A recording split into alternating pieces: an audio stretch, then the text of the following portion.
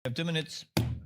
Maraming salamat po aming ginoong tagapamahalang hukom at sa atin pong ginoong Pangulo. Meron po akong katanungan para sa persecution. Sa akin pong mga kaibigan sa prosecution. Napakahalaga po sa bawat pagdinig ay yung nagsasabi ng katotohanan. Tama po ba? Tama po. Opo. Pagka ang isang witness po ay naging halimbawa ng paiba-iba ang sinasabi, ano pong tawag dito? Di ba po kasinungalingan? This is a hypothetical question, Apo. Your Honor. You are not referring to any particular witness? Si Las Cañas po. Yung inyo pong pinakitang affidavit, Your Honor? alam niyo po, hindi pa po ako tapos, kaibigan.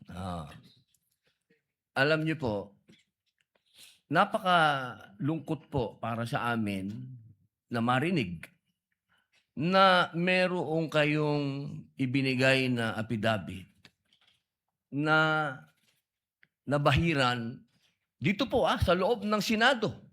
Dito sa plenaryo ng Senado ay nabahiran ng matinding masasabi nating kasinungalingan sapagkat magkaiba ang kanyang sinabi. October 3, 2016, sinabi niya walang kinalaman ang Pangulong Rodrigo Roa Duterte. February 20, March 6, na iba na ang istorya.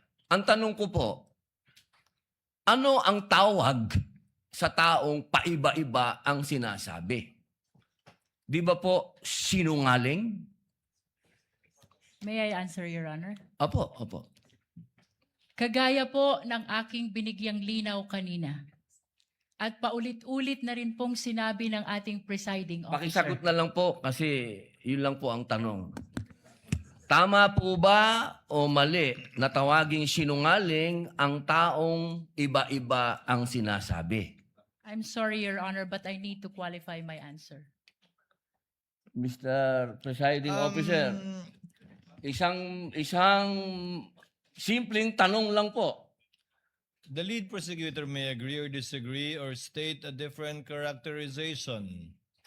I can state a different characterization if I'm asked by the good Senator Judge. You may disagree or agree with the Your statement Honor. of the Honorable Senator Judge Padilla.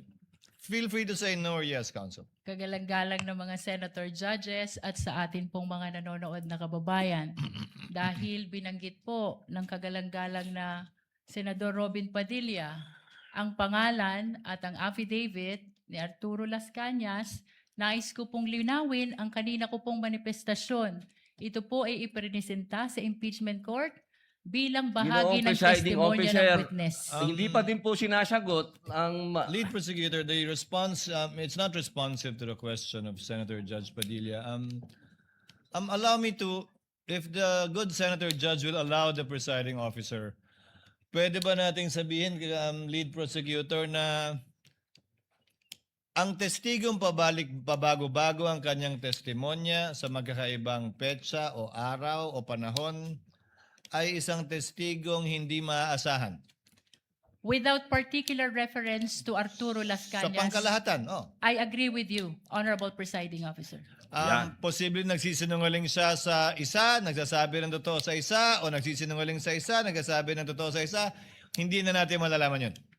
Tama po ba yan? Without particular reference to Arturo Las Cañas, I agree with you, Honorable Presiding Officer. Thank Maraming you. salamat po, aming ginoong You may proceed, tagapamahalang Senator hukom. Judge Padilla.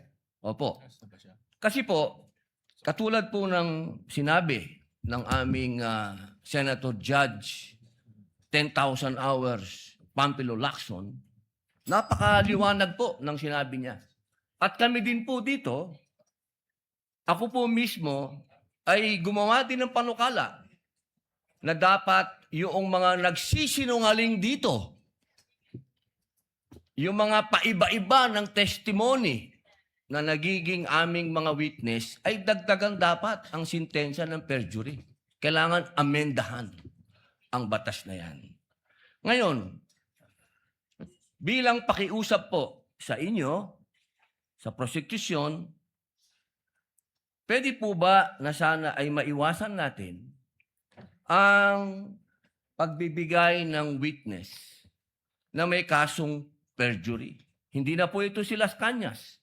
Ang sinasabi ko po ay yung dalawang mahal nating witness, si Attorney Jeremy Lotok at si NBI Agent Kalilong, na sa mga oras na ito ay may kasong hinaharap na perjury.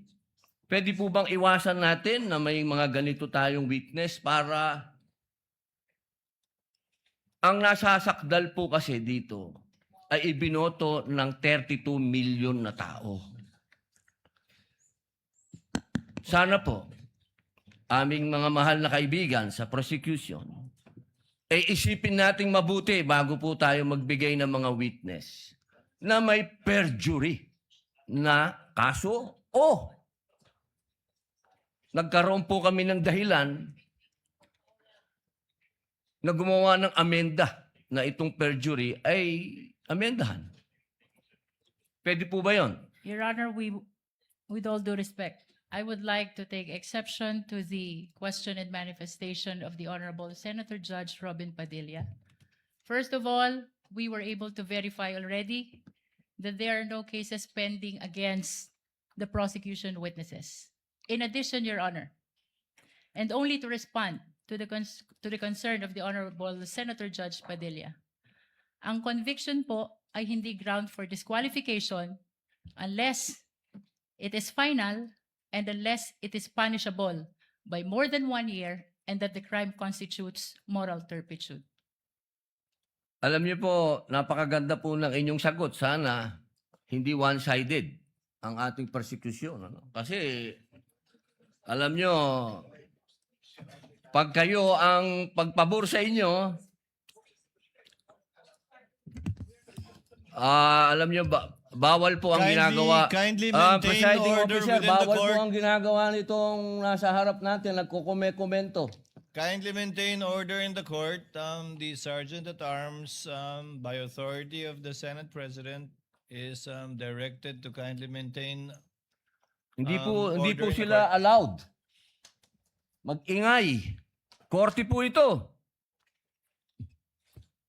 Thank you. You may proceed, Senator Judge. Who was speaking?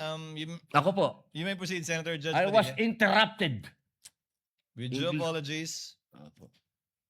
So, ibig niyo pong sabihin, yung mga senator judges dito ngayon na humaharap sa kaso na hindi po pinapayagan ng ombudsman at hindi pa rin sila guilty, ano pong ibig niyo sabihin? Your Honor, with all due respect, ang question niyo po kanina ay kaugnay ng pagtistigo. Testigo nga, Referring to judges the nga yung witnesses of sinasabi the eh. prosecution, Your Honor. Ang usapan po ay yung guilty or not guilty. Okay? So, tatanong na po ako ng bago. Opo. Pwede po ba? May I be clarified, Your Honor, on your last question about the senator you said are facing cases? Lead counsel, I think that was more Alam of niyo a- po, malinaw na po yung sinabi ko and wala po kayong karapatan magtanong Hindi, sa Senator Judge. diliwanagin ko nga po. I think Senator Judge Padilla was making a manifestation and not posing a question to the lead prosecutor in relation to our two colleagues. You may proceed, Senator Judge Padilla. Maraming salamat po, Ginoong tagapamahalang hukom. Pwede na po ba tayong mag-advance ng katanungan? Yes, Your Honor. Apo. Yung pong sinasabi ninyo, bakit nyo po nababanggit ang ICC dito? Ano po ang kinalaman ng ICC dito sa ating pagdinig? With all due respect, Honorable Senator Judge Robin Padilla, kagaya po ng nabanggit ko na, at marahil panglima ng banggit ng presiding officer nabanggit po ang ICC, kaugnay ng affidavit ni Las Cañas na ipirinisinta po ng prosecution bilang bahagi lamang ng testimonya ng witness at bilang bahagi ng naging investigasyon ng Special Task Force ng NBI. Maraming salamat po. Senator Judge Padilla will please wind up. You can Opo. avail of a second round if you wish. Opo. Maraming salamat po. So, ibig pong sabihin, malinaw na kanina sinabi natin na What is the hindi pressure siya... of with the permission of Senator Judge and indulgence of Senator Judge Padilla, what is the pressure of Senator Judge Rafi Tulfo? Walang mic. Kay Senator Padilla. Bakit pag sa kabila pinapayagan sila 5-10 minutes? Bakit pag sa amin, sa majority, kinakat agad ni remind pagdating ng 2 minutes? I think nakakalata na kami. So dapat pag sinabing 2 minutes, 2 minutes. Pag sa amin sa majority, pag 2 minutes, pinipindot nito. 2-3 beses. Totoo yan. Pero pag sa minority, umaabot na ng 5 minutes, 10 minutes. At meron akong record yan. Pinapayagan. Why? Thank you. The comments of Senator Judge Rafi Tulfo is recognized. However, the chair would like to point out that in the impeachment court, there is no majority nor minority. We are all senator judges. And Senator Lacson earlier requested also an additional time to finish his point, which the chair allowed. That's why the chair reminded Senator Judge Padilla to wind up because his time already lapsed. Kaya nga, Mr. Presiding Officer, I'm sorry, I do have a lot of respect in you. Yung sa akin lang, kahit na sino senador, kapag dating na ng 2 minutes, pinipindutan ng bell eh. Ako ilang beses na ako napindutan ng bell. Nakakairita eh. Samantalang yung iba, hindi pinipindutan ng bell, umabot pa ng 5 minutes. I'm not referring to anybody here now. Yun lang yun eh. Kaya nga kuminsan, binubulungan ko na nandiyan eh. Oy, pindutin mo na yung bell. Para naman makapagsalita yung iba. Yun lang po. Wala na akong tinutukoy dito. Dapat maging fair tayo. Yung sa nagpipindot ng bell. Pag sinabing 2 minutes regardless kahit na sinong senador yan. Thank you. The clerk of court is instructed to kindly relate to the bell ringer to kindly be consistent in doing the polite reminder to the senator judges with respect to the time allotted. Sir Presiding Senator Officer. Judge Yes. Cayetano Alan. No, I take the comments of Senator Tulfo in order. I respect your opinion, but just to put on record, as you said, Senator Lacson a while ago asked for more time, binigay. Walang bell yon. Yesterday, 2 bell sa akin. 2 o 3? Dalawa lang ang bilang ko. 2 lang bilang mo.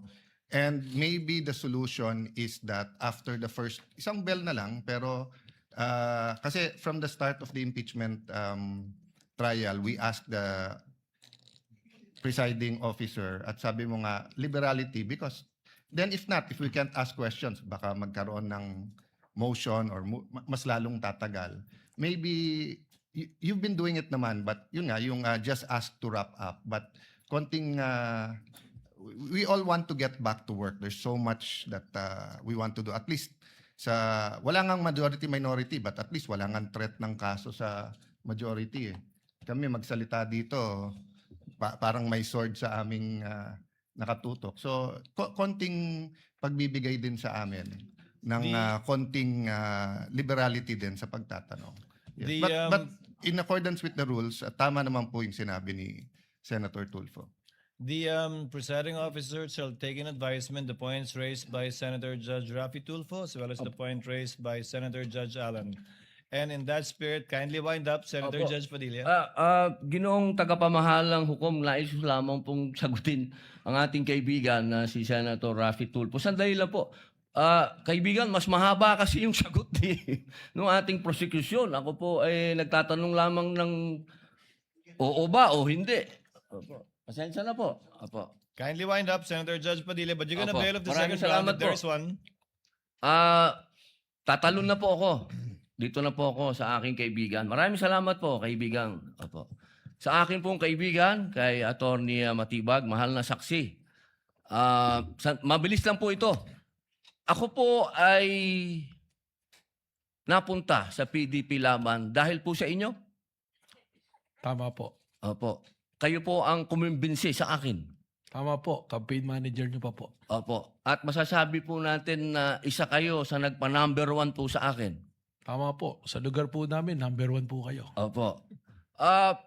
Attorney Matibag, sumama po ako sa inyo dahil alam ko na isa po kayo sa arkitekto ng pagkapanalo ni President Rodrigo Roa Duterte. Tama po ba? Hindi po. Sapagkat noong 2016, ako po ay ang campaign manager ng Region 4A ni Secretary Mar Rojas po. Ayun. So hindi po kayo connected nung panahon na yon kay Pangulong Rodrigo Roa Duterte? Hindi po. Opo. Kung kayo po ay nagtatrabaho sa mga iba't ibang politiko, kayo po ba ay matatawag na political analyst o political ano pang tawag po doon? Yung mga nagsasagawa, nagpapatakbo ng politika ng bawat politiko? Well, maaari pong matawag na tayo ay tumutulong sa ating pinaniniwalaan na kung sino po ang dapat manungkulan sa ating bayan. Opo. Ibig po sabihin, pwede po kayong gumawa ng isang kandidato at manalo. Makatulong lang po. Sapagkat ang paniwala ko po, hindi naman po isang tao, lalo na ako, ang magpapanalo ng isang kandidato. Opo. So ngayon po, masasabi po natin na pwede po kayong magtrabaho bilang isang political operator? Ano po bang konteksto ng political operator? Ang ibig ko po sabihin, ako po ay nasasama sa isang political party noon. So tumutulong po tayong maipanalo ang isang kandidato ng political party. Opo. Maipanalo lang po? O ano po ba ang trabaho ng political operator sa Pilipinas? Pwedeng gumawa? Pwede din sumira? Well, ang political operator to be successful, kailangan po yung kanyang sasamahan ay magtagumpay ang kanya pong laban at advokasya.